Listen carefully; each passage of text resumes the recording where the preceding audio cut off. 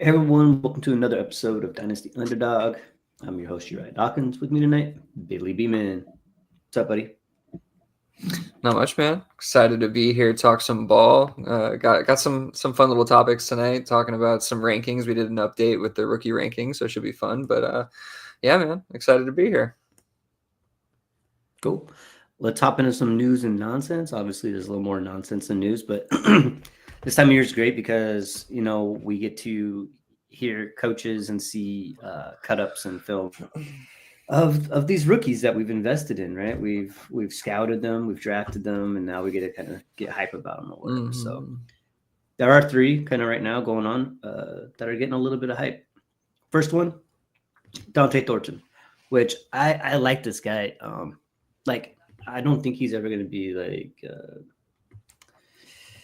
commanding 120 targets type of player or anything, but I don't know. He's been active in camp and he's been getting a lot of talk, and I think he has a different role in that offense than the other wide receivers do.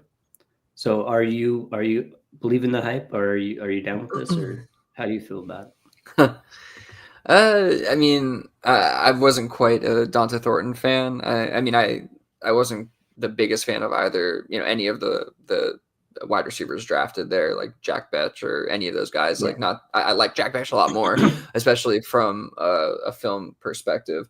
Thornton is kind of at the bottom of my film grades, but he's definitely getting a ton of buzz. I just wouldn't put that much stock into like playing with the first team like this early.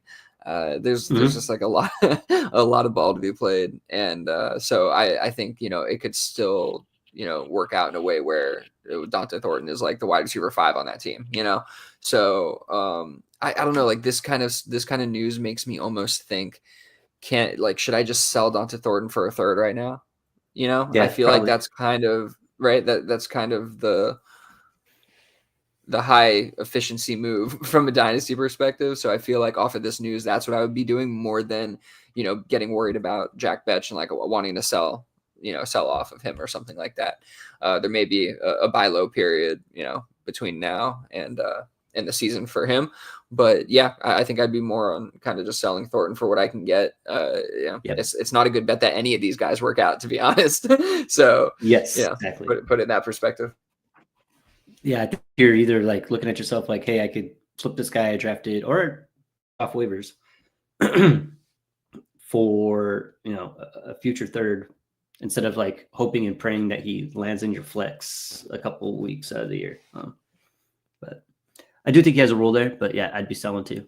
Next one on the list, guy I actually like a lot more than Thornton, Jaden Higgins, out there in Houston's training camp, mini camp, OTAs, whatever you want to call it. And the highlights of him have been pretty good, but I think he was a pretty good player to begin with. So it's really no news. I think he fits in the offense well along Nico Collins. I think you got Nico Collins, Jaden Higgins. Unfortunately, Tank Dell, I don't know what that ship has sailed. Yeah, unfortunately. In Houston, at least. Maybe he can come back somewhere eventually, but definitely in Houston. Yeah, but I think that, this could very well be the second in the team in targets moving forward. Yeah, he should be. I mean, that's the way they drafted him. Obviously, a lot of people like, excuse me, a lot of people like Jalen Noel, who could obviously, who could obviously, rise up. Certainly could rise ahead of Higgins potentially. I like Higgins better. Liked him before pre-draft better, film grade, all that good stuff. So yeah, I mean, if we're talking about here, like where there's smoke, there's fire. I do think that kind of applies here for Higgins more than a Dante Thornton. So yeah, I mean, I'm kind of on the Higgins train here. I think that he's been pretty, acceptable price. Like it's like mid-second, like that's really not that high of a price to pay in this year's rookie draft. So he's been easy to get, and I like it. I don't see anything wrong with Higgins. Yeah. Somebody said, I think this post said, sorry, before we move on, I think this post said like, go ahead, Higgins light. And like, I don't know if that means like the role necessarily. I don't know if like I saw him like as the player T. Higgins is necessarily, especially from a talent perspective, maybe a little bit stylistically. But yeah, I mean, I don't know exactly what we expect out of him from a ceiling perspective. I think he could be a good player. I don't know about Higgins level though. I know you love you some Higgins, but he's a good player As too. we So should, that helps. That helps. Yeah. All right. Yeah. So the next one has actually been kind of brewing for a couple days on the socials, but it's great because here, anyways, from Guru Fantasy World, it's like 2025 rookie tight ends to average 2 yards per route run in their collegiate career. You have Colson Loveland, dog, Harold Fannin, John Mackey Award winner, and then you have Aronde Gadsden the second. He was drafted to the Chargers, but he's not really one of those guys that we talked about pre-draft. I mean, I don't. This pod, we might have covered him. I don't think I was here for tight end week, but this is not a guy that I caught my eye in the sheets. Not anybody that, literally anybody that I follow was like, "Hey, man, this Gadsden kid's play." But then you turn on the tape of Harbaugh talking about him, and boy, I mean, if there's someone that he loves second to Herbert, it's probably Gadsden. It's crazy the words that he was saying to describe just how good Gadsden's picking up on the scheme there, being a willing blocker and being effective in the pass catching realm. So I think that this is a lot of smoke just because it's been like, I mean, not just 1 day or 2 days, but it's been a lot of clips from people who are in charge of making sure he's on the field. I believe this is the type of guy that you should move up your rankings pre-draft till now. I'm buying it. That's fair. Yeah, that's fair. I mean, a lot of good points there on Gadsden. I think, yeah, he's definitely a guy who slipped through the net there pre-draft for us for sure. I'm actually on PFF right now trying to kind of look through, because I always do typically look through the data here. And I'm just kind of surprised I missed him. So I do want to kind of look at this a little bit here and toggle for it. But, oh, yeah, there he is. It shows, okay, that's regular in post, 1.89. I want to see why. Yeah, the missed tackles forcing him, that's not surprised. That doesn't surprise me. He has low missed tackles force, and that's probably something that kind of kept me from looking at him originally. But the yards per out run definitely probably should have caught him there. That said, watching him, you don't see much after the catch. That's kind of why I was looking at that. And he's also, not your typical tight end build. Like he's not going to be in line blocking really much. He's much more of a big slot receiver. He's just like he almost has like the Drake London type build to him. Not as athletic, not nearly as athletic, but that kind of like style of body. And so he's going to be much more in that like Mike Gesicki role, which isn't necessarily the worst thing. There's not that many big wide receivers on this team who, big framed wide receivers on this team who, have, I guess, a solidified role, thinking of like the QJs and some of those guys. I know like there's, some of these rookies they brought in who people are a little excited about, but I think he could definitely carve out a role. So not saying that, that's the worst thing ever, but I just don't think, traditional tight end is what we're seeing out of this guy. So I am a little concerned for, regular volume and whatnot, if that's what we're looking for. But he's undrafted. You got him off waivers, so it's exciting. And, looking at the tape, like I can see he has some wiggle. He can get away from guys like mid route and he can definitely catch the ball, high point it and everything. So I can see why he would be of interest to Harbaugh. And I get why there's the smoke. I wouldn't be buying personally. If you have him, another one kind of like Thornton, who if you could, package him with something and get up towards like a second or something, I'm doing that immediately. Maybe you can package him with a third literally and get up to a second. I'd probably do that. But yeah, thinking along those lines. But always you could have fun, stash him on taxi and enjoy the ride, I guess. Yeah. One other thing was came back to me was quotes from his position coach. And he was talking about his play style stylistically and all that stuff. Same guy who had coached Darren Waller and mentioned Darren Waller as a guy that he sees in Gadsden too. So something to think that's about. Interesting. Yeah, Darren Waller just so much bigger. I feel like such a bigger frame, but I can see what they're talking about there. Definitely Yeah. can see the play style. And a better rapper. Fair enough. Singer. I don't know if it was. Anyway, that's news and nonsense though. So what's going on here, bud? Yeah. It's interesting. I wonder where he got that 2.04 yards per out run. Definitely not from PFF. He's a little bit under that, but yeah, that's interesting. He's just over that threshold. It's just interesting looking at those numbers. So yeah, those numbers, depending on where you get them, could be off by a little bit here and there. As we've gone through over the years, getting our data from multiple places, and it doesn't quite always match. For sure, but I'm just saying when we're talking about like. Yeah, when we're talking about thresholds, it's like if it's 2.04, it's like the data source does matter at that point, right? Because if it's like he put in 2.04. Oh, never that it and the threshold was 2, right? The threshold was 2 or more, and it was 2.04. So it's like, yeah. But if it's anyway, if the difference is plus or minus like 5, and the threshold's 2, he might not end up there if you're looking at a different source. It's kind of my point. So be careful with that stuff. Yeah. But I do see the allure of Gadsden. It's not, unfounded for there's definitely a reason behind it. I get it. Cool. All right. Next thing. So we're dissecting differences. Draft gap analysis.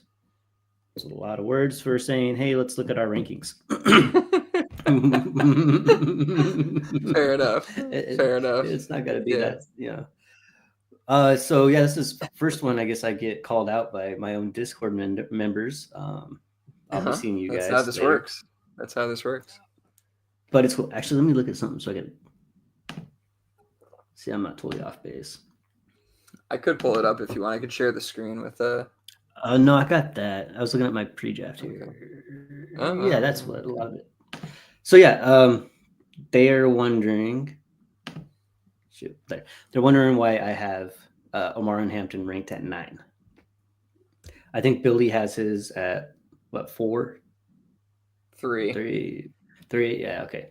So for me, it's pretty simple. Probably should. I cannot rank Omar and Hampton above running back 3, which he is. He's running back 3.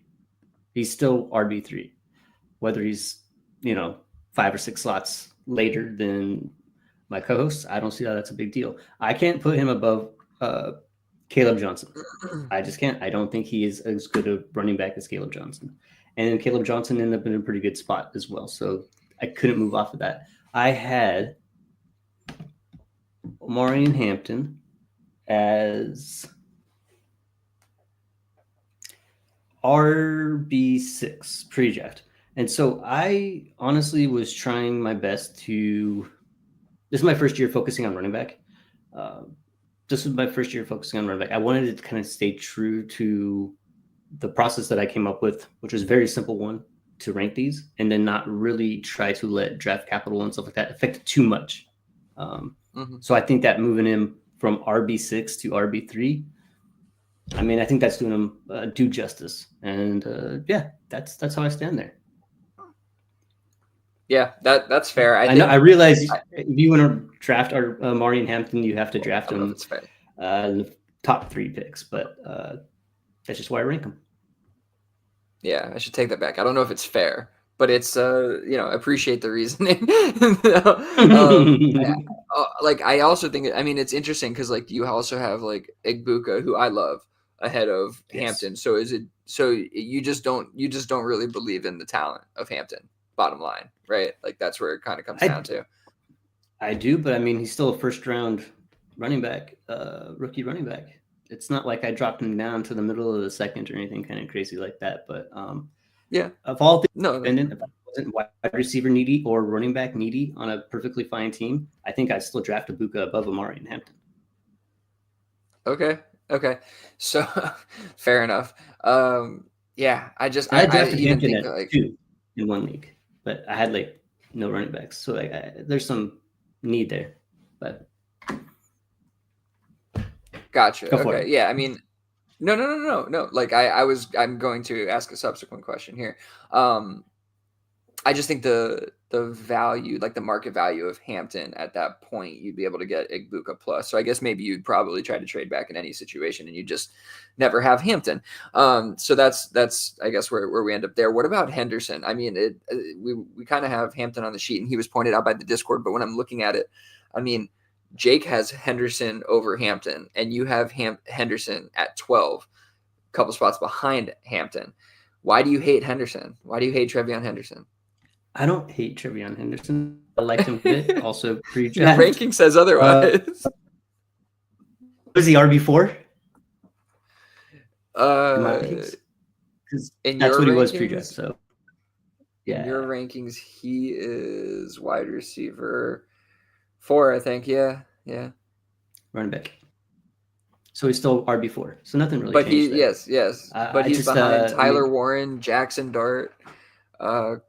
Those are the two main ones that stick out to me. But Caleb Johnson, I guess, is an outlier for you. You like him more than all these guys.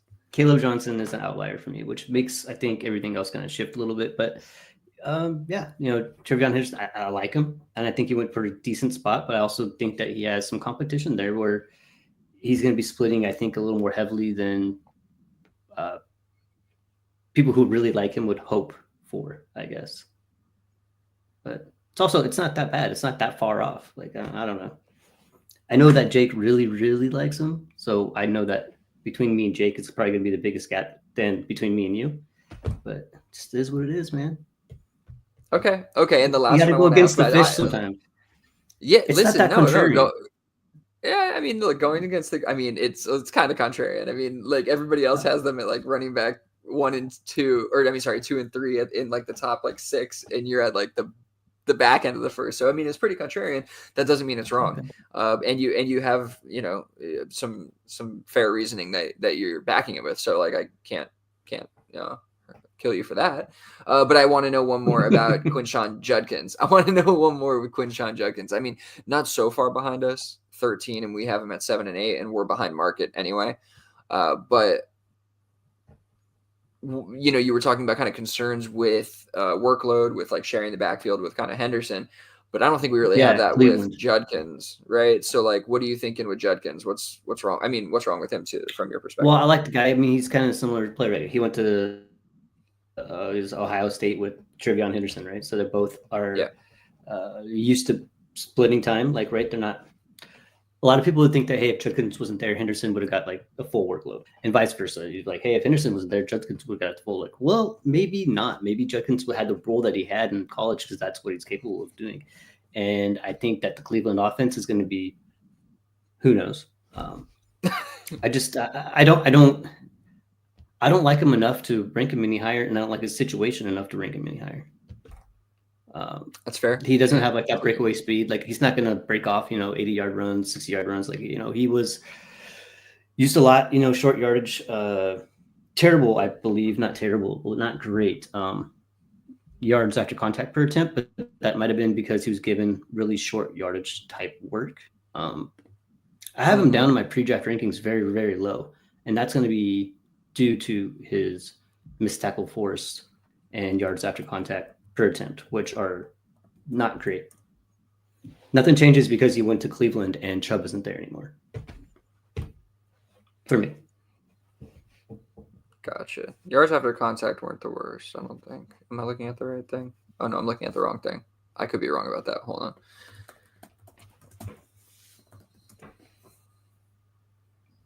Yeah, it was fine.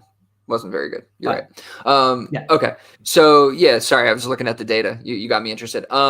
So yeah, I mean, I we're not the biggest fans of Judkins around here, so I'm not here to save him necessarily from your ranking, but I do agree that the offense is to be poor is probably going to be a nice word at the end of the season. I think that offense is going to struggle quite a bit.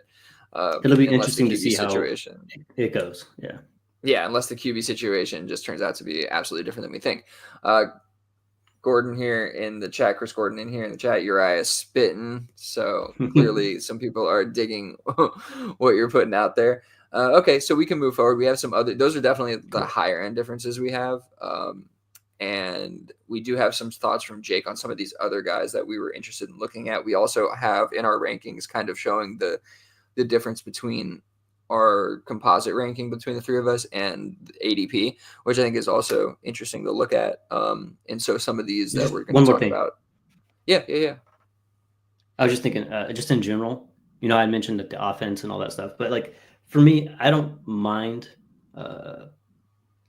having wide receivers on a bad offense as much as I would do running backs on a bad offense, for obvious reasons. So that's kind of why I mentioned that. I know that we could have really good fantasy relevant players on bad offenses, but I think very rarely are those like difference making running backs.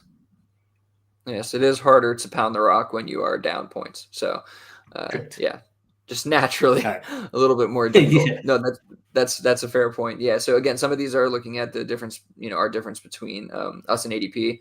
Some of these are still differences between just the two of us, or myself and Jake, or Uriah and Jake, or whatever it may be, whatever combination. One that stuck out to me that was a little bit lower down the totem pole here was we're just in general lower than ADP. We're 7 spots below ADP on Alec Ayomanor, wide receiver for the Titans. And I'm just wondering why that might be.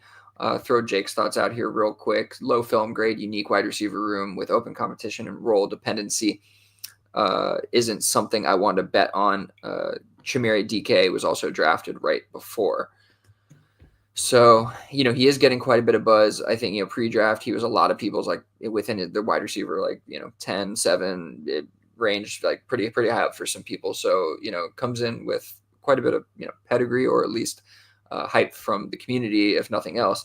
And so, I think that's kind of why it stuck out to me. And where we have him, just thinking about it, Jake is the lowest, 48 compared to 37. And so he's really low on him. I didn't have a very high film grade on him, so I'm not like super excited about him or anything, but where he kind of falls at 39 here in our rankings, I'm kind of comfortable with that. I still feel like there's a decent shot that he's, a solid player just based on kind of news ever since he's joined the team and, pre-draft kind of just, profile. But yeah, so this one, I'm not like, I'm not a truther by any means, but I have, we have him over Savion Williams, Ja'Cory Krosky Merritt. I know you wouldn't. Chimere DK, the one who went right before him, which is kind of interesting. Some of those guys. So yeah, any extra thoughts on Ayomanor? No, I definitely think so. Jake has him ranked basically outside of a rookie draft. Yes. I think you should definitely not leave a rookie draft without. I don't think that rookie draft should be completed after 4 rounds without Alec Ayomanor being drafted. Mm-hmm. I think the situation is just too good and the player's decent enough. Cam Ward there. I mean, it just, yeah, I don't think he should go undrafted. But I think a ranking's probably pretty decent. So, yeah, I can see somebody having DK over him. Obviously, just the way that draft went. So I think actually both of you, no, just Jake. Jake has DK over him. Okay, so yeah, it's an interesting one. One of those lower range guys who could surprise. So I think that's maybe why I have a little more interest in him, because in the 4th round, either of those guys, DK or Ayomanor, I feel like are decent. Decent. Dart throws. Thank you. That's what I was looking for. Yeah. Dart throws. You knew what I was looking for. Okay. Yes, sir. Cool. So we can move forward here. Jordan James is our next one that I wanted to talk about a little bit. Jordan James, again, talking about some of these lower guys who we haven't talked a ton about. I think we're 11 spots lower on average than the market. Jake is higher than than both of us. You and I actually have him at 54, so we're leaving drafts without him. He has him at 46, probably leaving drafts without him, but closer to not. So yeah, Jordan James. Jake's thoughts real quick here. Proven team history of usage with rookie running backs, ranking not dependent on him hitting, but higher likelihood of making it on the field and being used. Therefore, his value peaking, potential flip for an ROI or just get lucky with one of those guys. So yeah, I mean, Jordan James, probably somebody I should be a little bit more interested in. Guy who I didn't hate on film. And yeah, everything Jake said kind of makes sense. So maybe he should be a little bit higher up in the rankings for us. What do you think, Uriah? Yeah, I mean, he was not a guy I looked at pre-draft. Not even a guy I really looked at post-draft too much.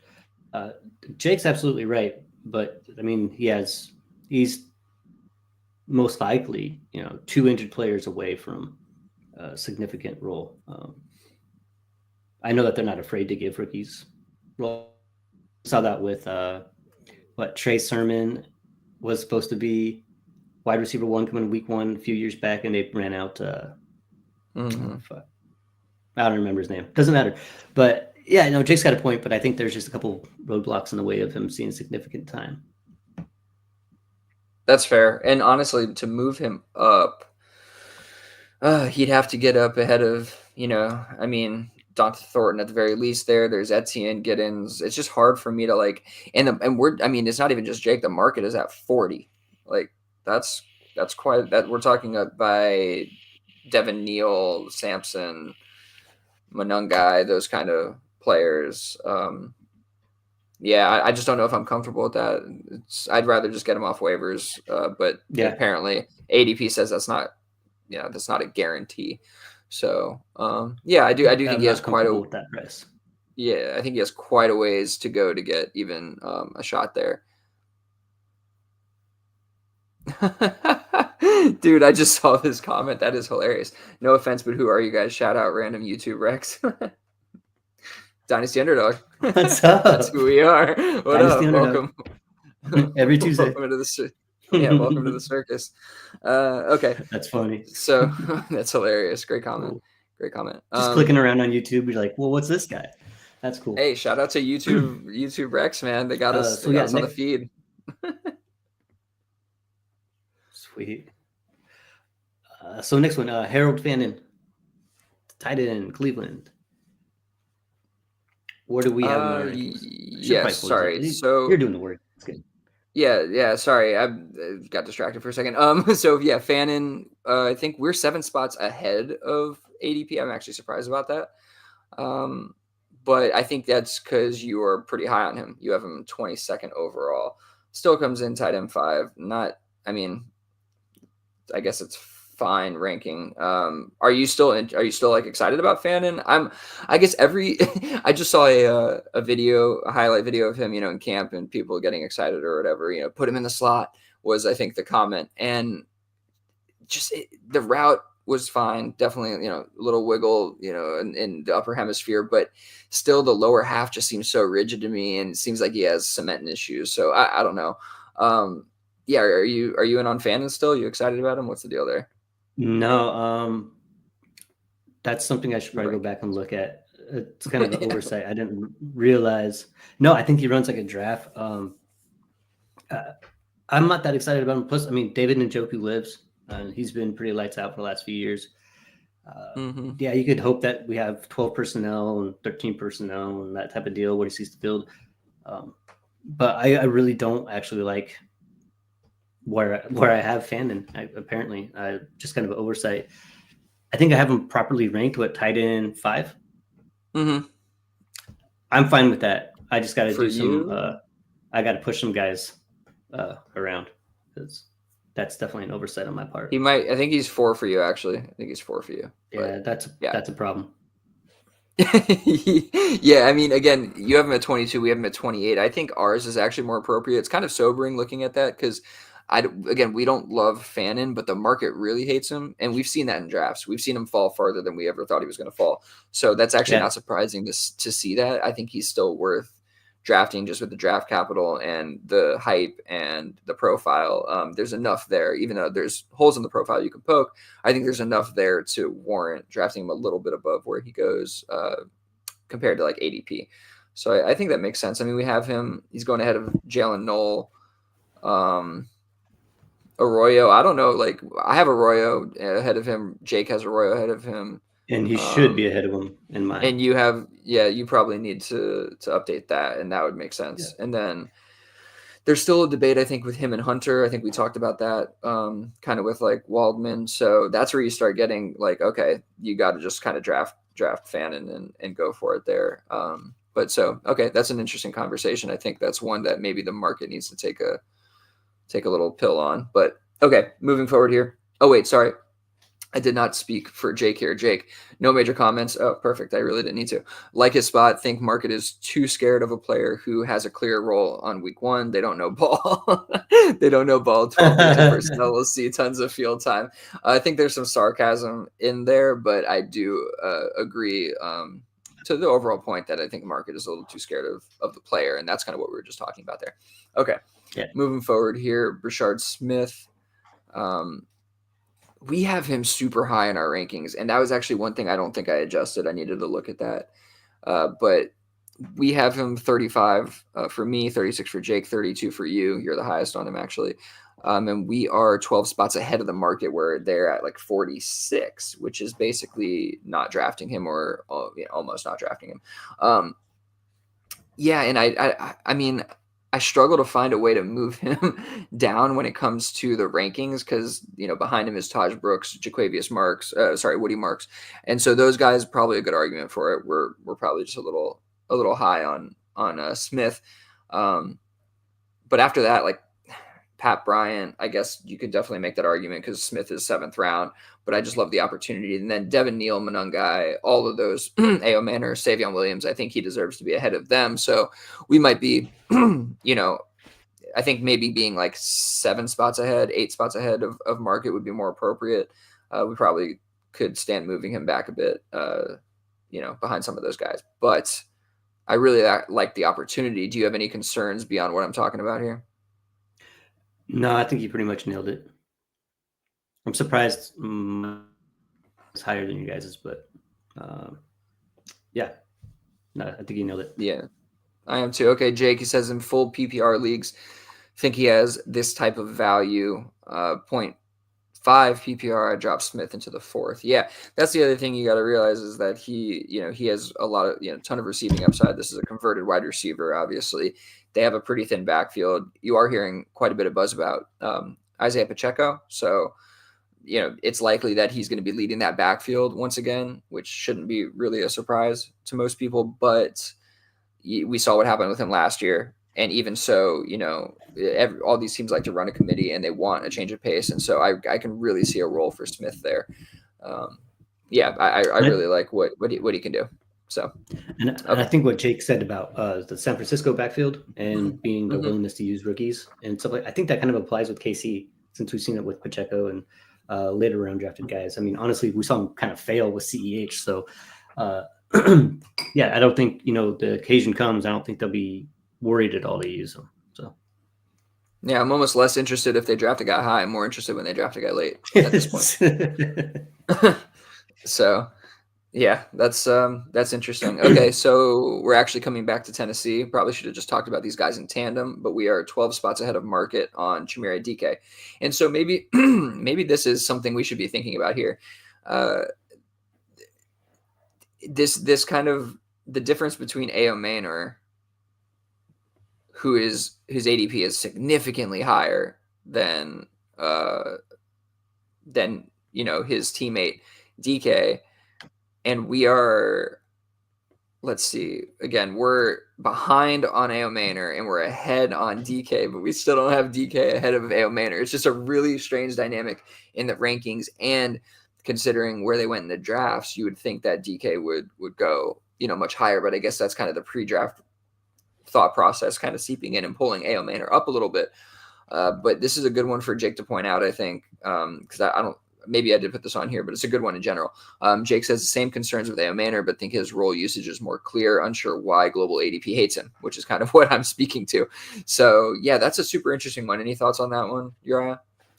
Probably a lot of it for me would be just pre-draft bias, name recognition and stuff. Like I was already kind of keen to Alec A.O. Manor, was not keen to Shamir DK. And so, just being brutally honest, I think a lot of that probably just has to do with my unfamiliarity with the player. Yeah, that's unfortunate. It's hard to rank guys that you haven't really studied. I agree. That's why I don't understand anybody who doesn't watch these guys like not be able to rank them. Like it doesn't compute for me. So I do think some of that went on with DK. He was one of the later guys that we even discussed or started to look at. So I agree with that. That's it, but that sucks because this could be an oversight, right? So I think DK, we might need to go back all. Jake, I know, has done this kind of homework on him, but maybe you and I need to go back, take an extra look at him, both data and film, and just see if there's something we're missing that we may need to be moving him up, because that would also mean that, look, he's, basically forgotten by the community per this ADP. So if we do end up going back and being like, oh yeah, maybe, we missed something on this guy, there's still plenty of opportunity to acquire him for nothing, probably on waivers in a ton of leagues, and very likely to, easily be packaged into some kind of deal if you wanted to go that way. So yeah, I think that's super interesting looking at the stuff. We just, again, the reason we're doing this, we made a rankings update. We, not too much got shifted around, but then, ADP does get updated, obviously, since the last time, talked about this, which was probably beginning of the cycle. And so you just see a lot of new things pop up when you're looking at the deltas there. So I think it was worth talking about, but yeah, good stuff. Real quick here before we move forward. Yeah, just pulled up some info on.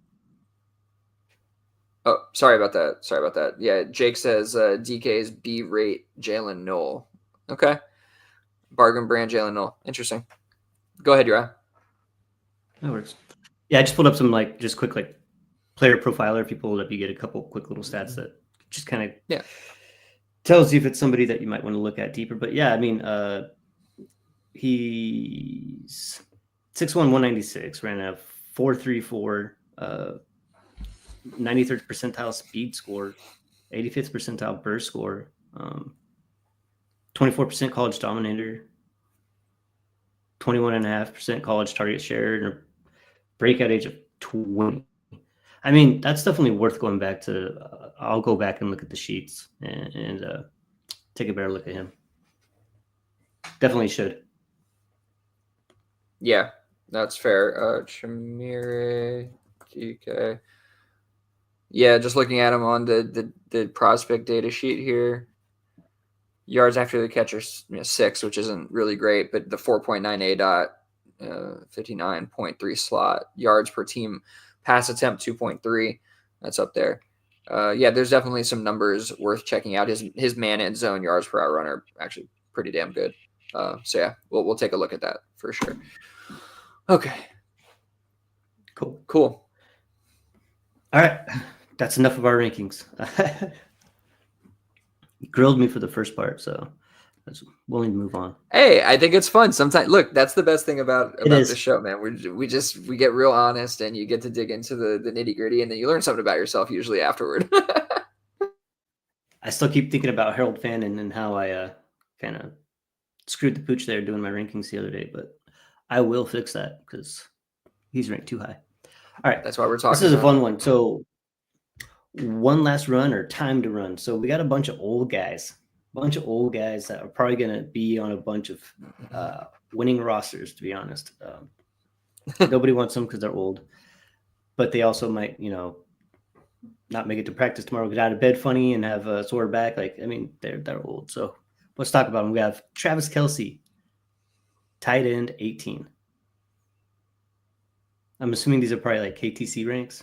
Yeah, sorry, that's KTC. I should have been clear about that. Yes. So tight end 18. This is all. KTC ranks and the players valued around them. Some players are, more picks. Yeah. So that just seems ridiculous. He's going to play another year. I know it's not a long-term asset, right? So, I mean, if you're rebuilding, obviously you're not going to want Kelce on your team. But if you're contending, do you absolutely want Kelce at tight end 18 prices? You absolutely do. It's ridiculous. Oh, wow. This was updated. He's now tight end 19 behind Jake Ferguson, Mason Taylor. The more I talk, the more he drops. Yeah, exactly. But yeah, behind the rookies is surprising. I mean, I guess, it makes some kind of sense. But yeah, it's just, man, I do think we have at least one last run with Kelce, man. So, I mean, in the latest startup we had, I drafted him. I think in round 13 felt really good about that. I think the risk is baked into that. But then, he's going around guys like Jacoby Myers and, or 26 mid-second.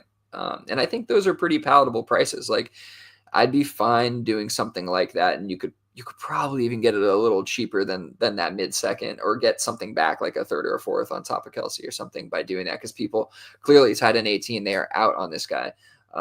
So Yes. yeah, I mean, I think he's still acquirable. I think the ceiling is still worth the risk at this point, personally. All right, next one, Derrick Henry, RB20. Another one that seems kind of crazy, but when I looked at all these, I was like, wow, man, that is not what I expected him, where I expect him to be.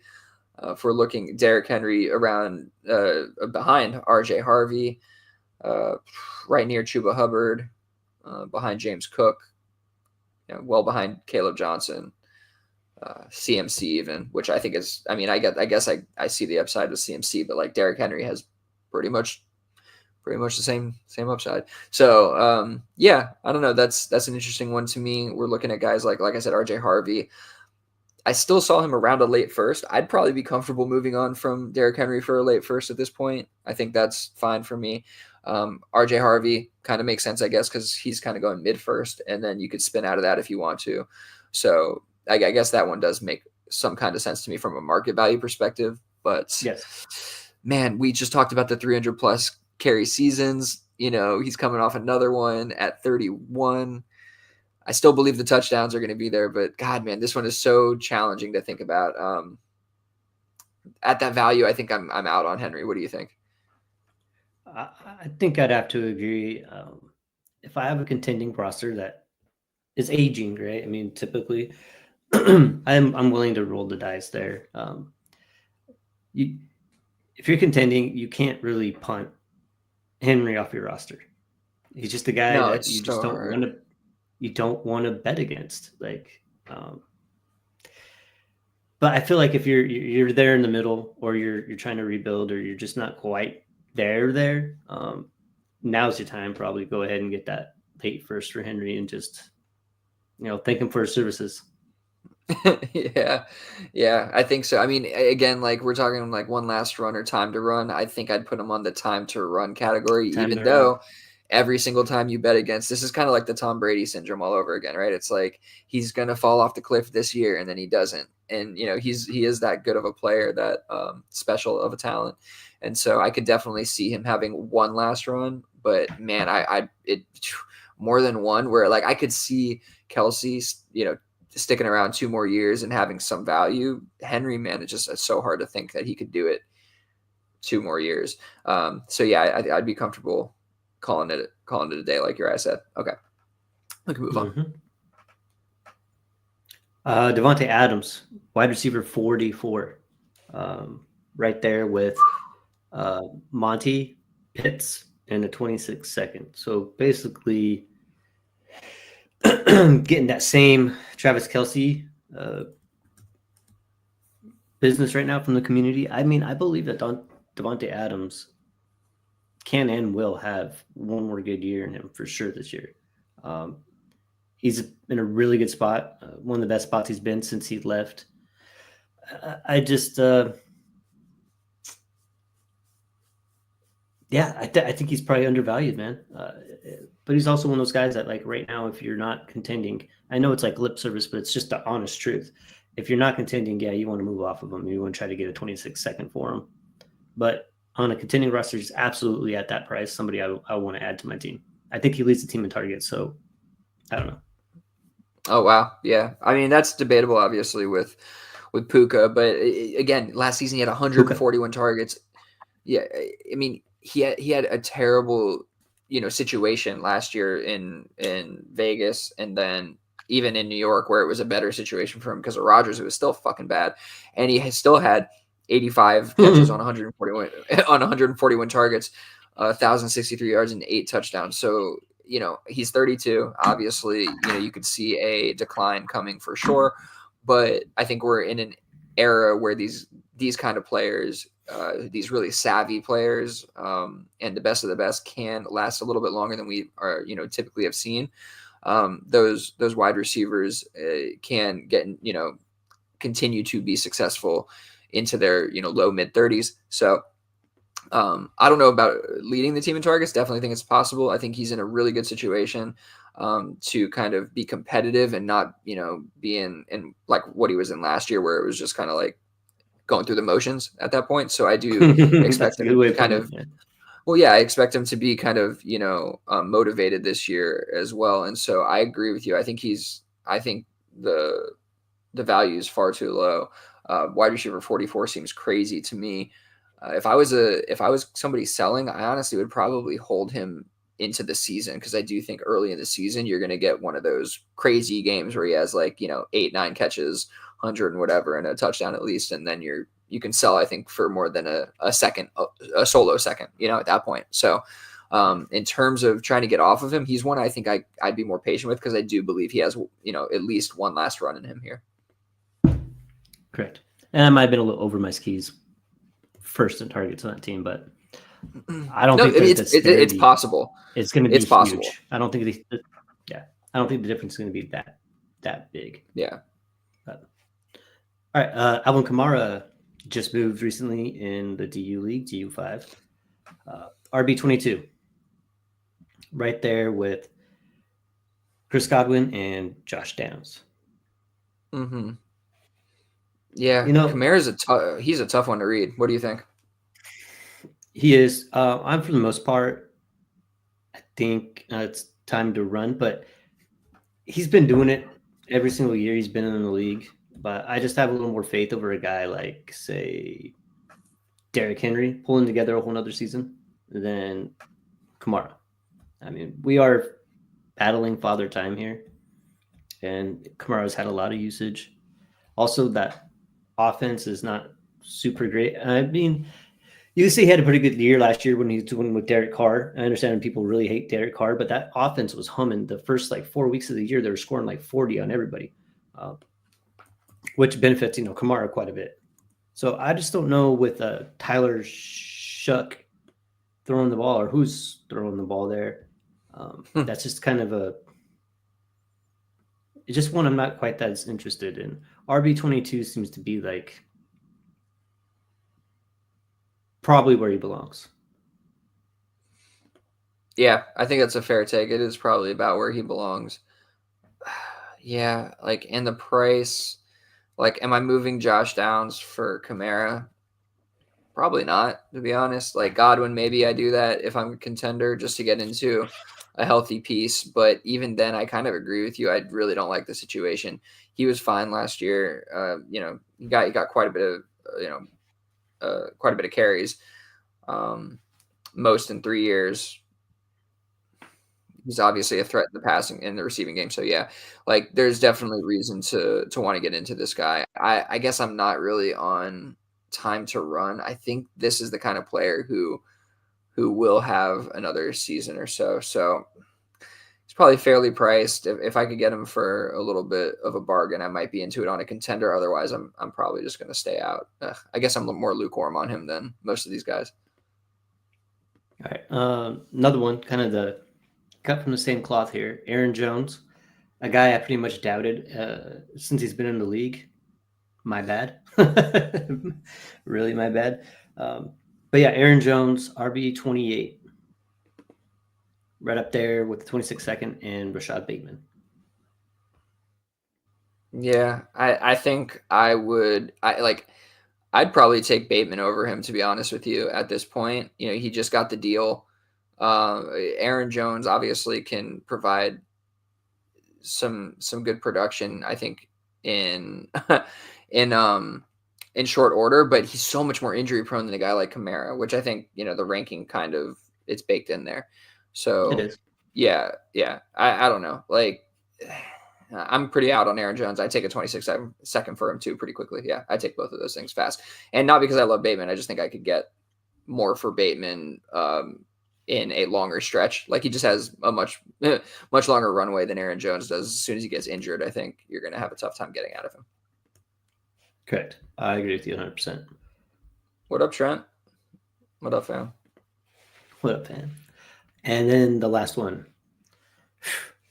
Never doubt against this guy. Mike Evans, wide receiver, 37, going around 26 second, and Jaden Higgins.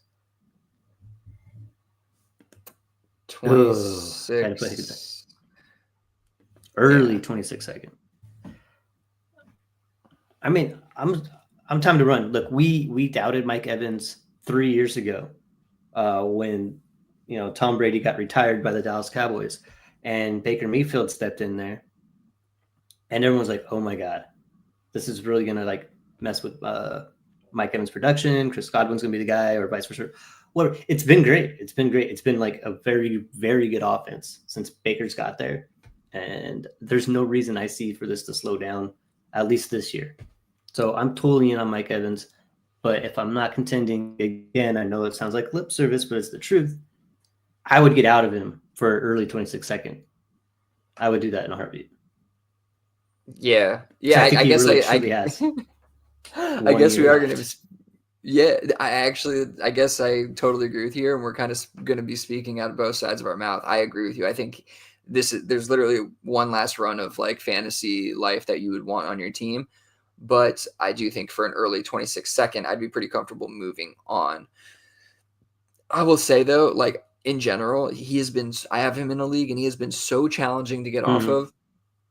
I've definitely been shooting for like 2 times seconds, which I think is fair unless you're getting like an early second, then I guess you can settle for that. But yeah, it's just been so challenging. So I think you got to kind of take this if you can get it. And I, Jaden Higgins is probably going to be tough to get into too, for Mike Evans. But man, I don't see any way that I'm interested in buying Mike Evans based on these prices, to be honest. So definitely think it's one last run, but really like one last run. Hopefully it's a good one for him. Hope so. All right, cool. So that was the end of that segment. So let's hop into some trades and non-trades. There's just a couple here before we get out. Oh, real quick, do you think it could get done, and would you do it? Would you move Mike Evans for Higgins, Jaden Higgins? Would I move Mike Evans for Jaden Higgins? Yeah, especially on a rebuilder, definitely.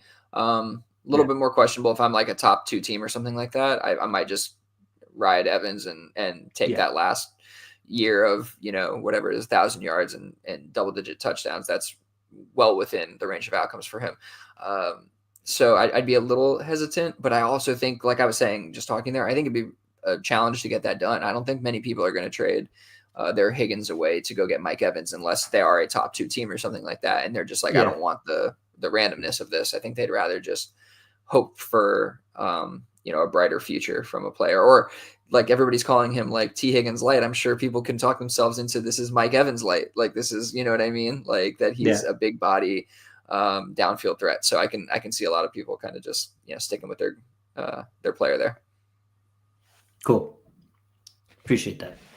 All right, let's finish off here with some trades and non-trades. So in Dynasty Underdog Listener League number 5, we had Alvin Kamara go for 27 second, 27 third, and Jalen Royals. Yeah, just looking at this made me think back to the Kamara conversation. I'd probably take Downs and Godwin over Kamara. I think there's just much more life in those assets than there is Kamara, and unless I'm getting like, that's kind of what I'm thinking. The 27 second here, 27 third and Royals. I was kind of surprised. Like, I think if you're getting 2 seconds for Kamara, that's pretty good value in return, and so this kind of feels close to that. I was kind of surprised that they added Royals on here. It's a pretty fair trade in general. I think this is Jake's trade. I think he moved Kamara on this one, and I think I told him on the side, I was like, honestly, I think it's pretty fair, but I do like the pick side of this. Yes, I'm with you. Royals, be interesting to see. This is something I probably would have waited on trying to do. Either way, just I don't think this is something I'm trying to do in June, but just on the face of it, I think I'm slightly on the pick side. Yeah, I would like to have tried to push for multiple seconds on Kamara, but this is something I would do moving off of Kamara in this time of the dynasty cycle. I wouldn't really be buying Kamara Yes, this time of the correct. dynasty cycle. So much can happen. So much can happen, injury related and whatnot. So I'd be hesitant there. Okay, this next one we have here is DU2. This is actually my trade. Brees Hall plus Jonathan Taylor for Justin Herbert. It was plus a 26-second. Is that really what I got? Oh, wow. Okay. So yeah, Brees Hall and Jonathan Taylor for Justin Herbert in a 26-second. Give me your thoughts there.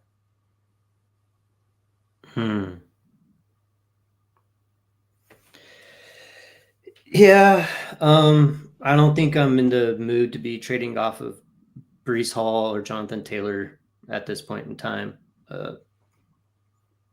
I still think they have, potential top 10, top 12 running back season ahead of them this year.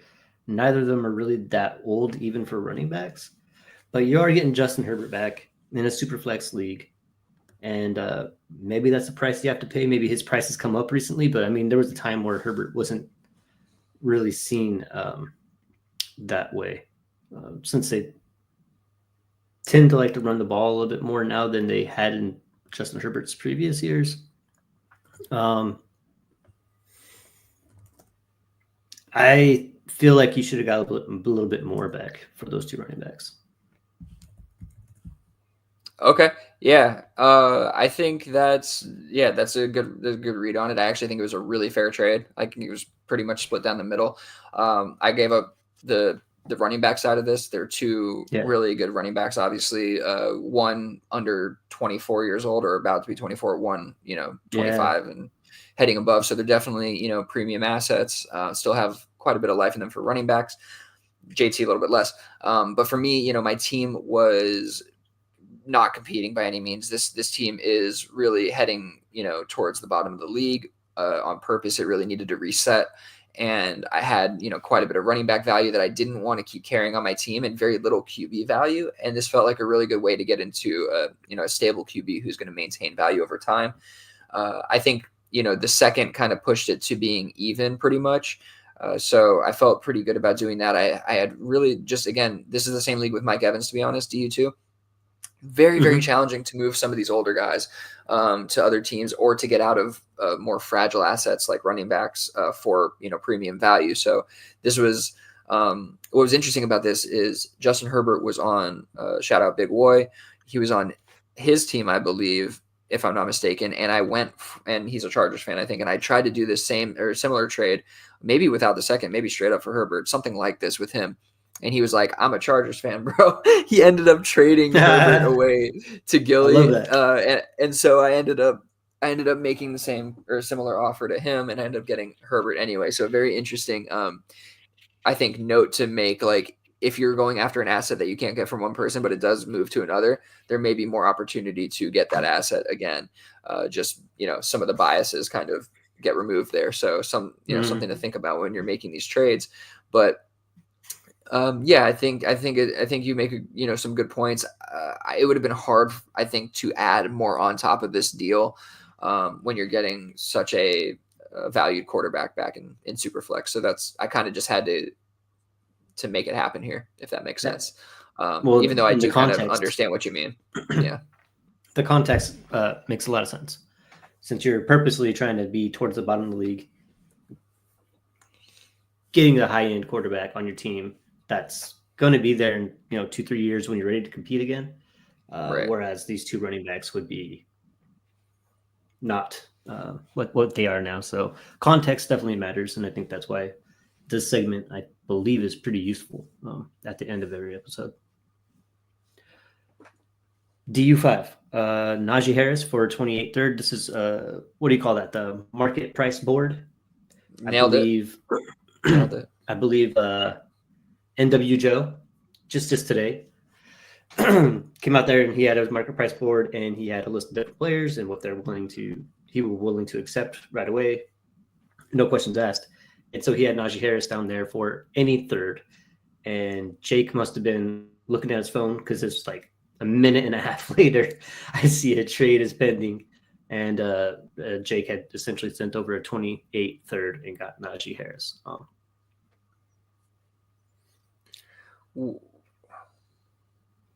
I think it's a good deal. all around, but I believe Najee Harris is probably worth more than just the 28th third.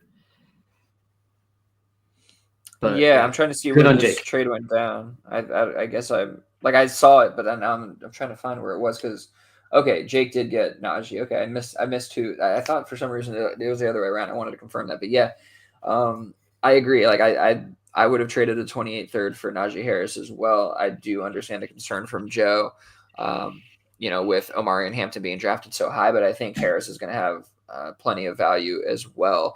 27, not what we love from our running backs, but the plotter that he is, I think he could kind of do it as he ages a little bit. So yeah, this is a fine deal. You could probably, honestly, Jake is probably going to, the plan here, I'd bet, is to flip him for at least 2/3 at the very least, right? Like, and I think that that's going to be possible between now and the end of the season. So Correct. All right, cool. Anything else you want to talk about? No, that was a fun one. Yes. Yeah, that was a really fun one. The same thing I say at the end of every episode. Check out the show details, show description rather, the overall description. If you are not in the Discord already, just hop in there. We love talking to y'all. Shout out to all the Discord members who were here tonight in the comments, or just anybody else who was in the comments. Appreciate y'all. It's always fun talking to y'all. I got nothing to add. Y'all have a good night. Peace out. See you next week.